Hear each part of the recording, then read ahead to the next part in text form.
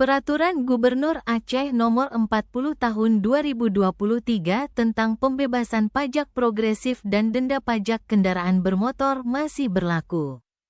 Kebijakan pembebasan atau keringanan kewajiban pajak atas Ranmol, sering disebut pemutihan pajak, berlaku sampai tanggal 31 Desember tahun 2024. Kebijakan tersebut masih diberlakukan dalam upaya menghindari ketentuan penghapusan database kepemilikan kendaraan bermotor sekaligus mendapatkan dana bagi pembangunan Aceh.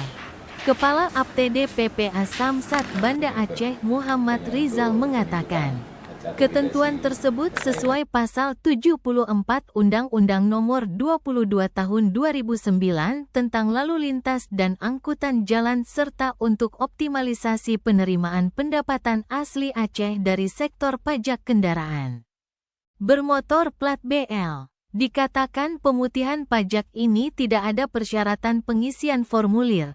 Namun apabila wajib pajak perorangan mau membayar pajak kendaraan tahunan, cukup membawa STNK sesuai KTP dan TBPKP atau notis pajak.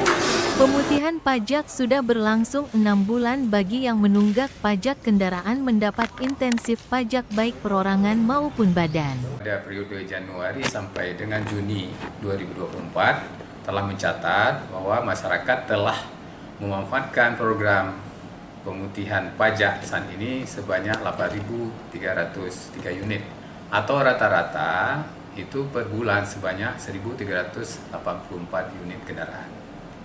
Pada kesempatan ini kami mengucapkan terima kasih dan apresiasi kepada masyarakat yang telah membayar pajak kendaraannya tepat waktu, dan kami mengajak agar yang masih menunggak pajak kendaraannya agar bisa memanfaatkan kesempatan program pemutihan pajak saat ini yang akan berakhir pada 31 Desember 2024. Menurut Muhammad Rizal, Samsat Banda Aceh memberikan insentif sebesar Rp528,37 juta lebih, di mana tanpa program pemutihan masyarakat harusnya bayar pajak Ranmor pada periode ini dengan total Rp12,41 miliar.